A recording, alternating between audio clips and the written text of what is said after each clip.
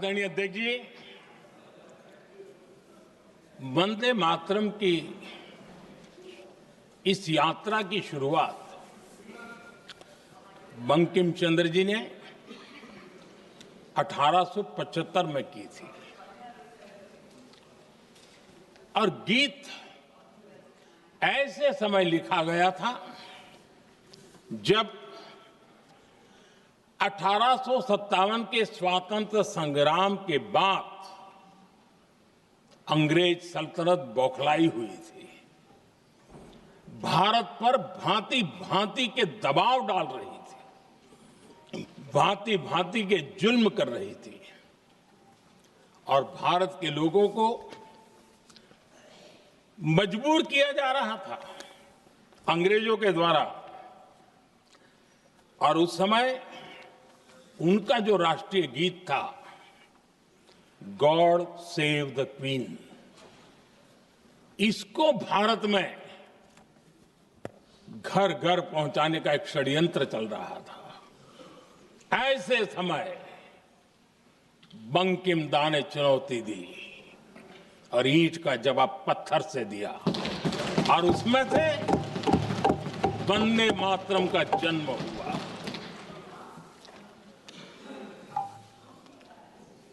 इसके कुछ वर्ष बाद 1882 में जब उन्होंने आनंद मठ लिखा तो इस गीत का उसमें समावेश किया गया। आदरणीय अध्यक्ष जी, वंदे मातरम ने उस विचार को पुनर्जीवित किया था जो हजारों वर्ष से भारत की रग रग में रचा बसा था। उसी भाव को, उसी संस्कारों को, उसी संस्कृति को, उसी परंपरा को उन्होंने बहुत ही उत्तम शब्दों में, उत्तम भाव के साथ वंदे मातरम के रूप में हम सबको बहुत बड़ी सौगात दी थी। वंदे मातरम ये सिर्फ केवल राजनीतिक आजादी की लड़ाई का मंत्र नहीं था। सिर्फ हम अंग्रेज जाए और हम खड़े हो जाए, अपने राह पर चले, इतने मात्र तक वंदे मातरम प्रेरित नहीं करता था, उससे कहीं आगे था। आजादी की लड़ाई इस मातृभूमि को मुक्त कराने का भी जंग था। अपनी मां भारती को उन बेड़ियों से मुक्ति दिलाने का एक पवित्र जंग था। और वंदे मातरम की पृष्ठभूमि हम देखें, उसके संस्कार सरिता देखें, तो हमारे यहां वेद काल से एक बात बार बार हमारे सामने आई है। जब वंदे मातरम कहते हैं तो वही वेद काल की बात हमें याद आती है। वेद काल से कहा गया है, माता भूमि ही पुत्रो अहम पृथिव्याः, अर्थात ये भूमि मेरी माता है और मैं पृथ्वी का पुत्र हूं। आदरणीय अध्यक्ष जी, यही वो विचार है जिसको प्रभु श्री राम ने भी लंका के वैभव को छोड़ते हुए कहा था, जननी जन्मभूमिश्च स्वर्गादपि गरीयसी।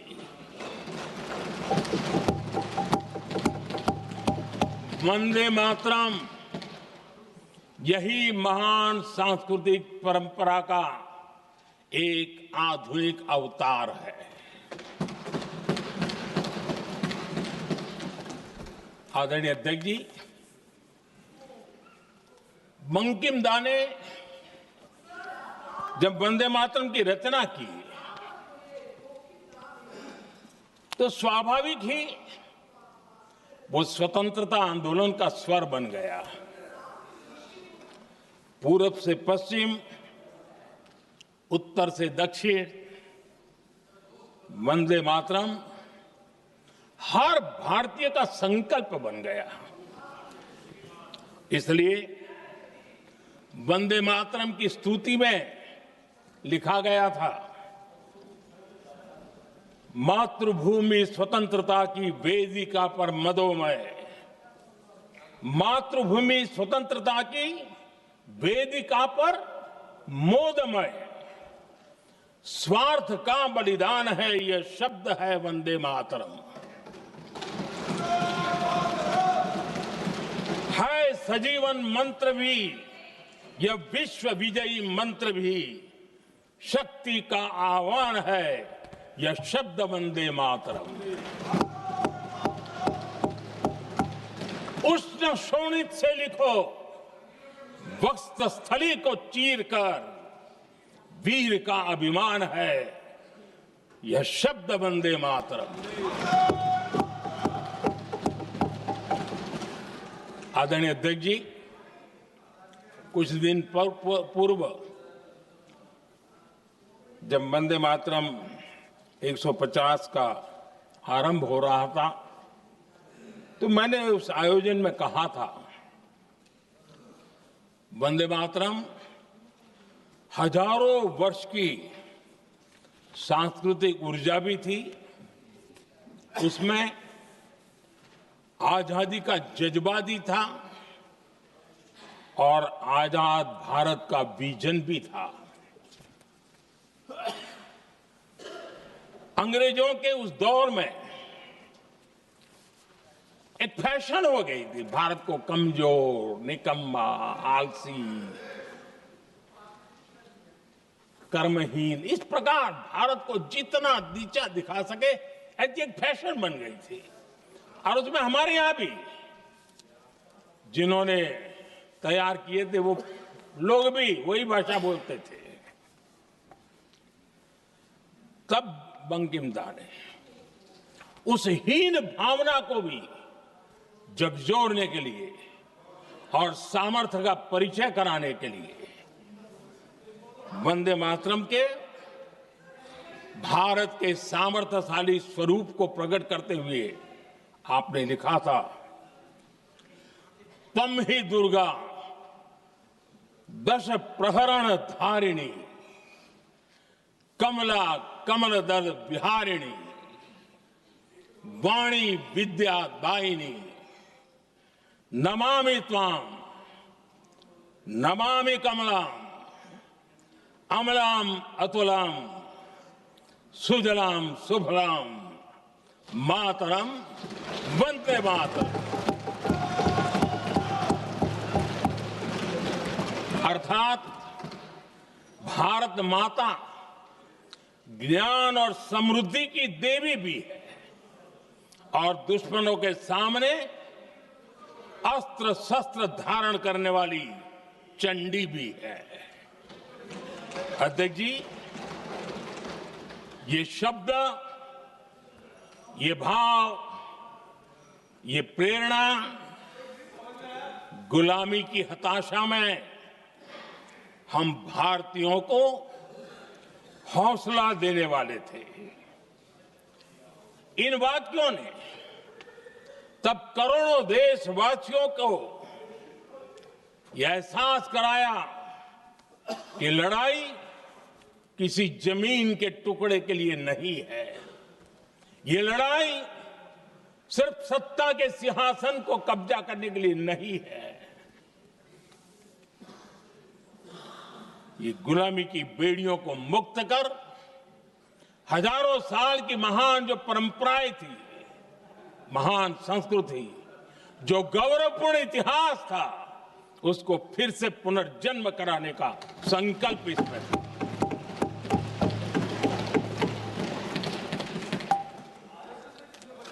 आदरणीय अध्यक्ष जी,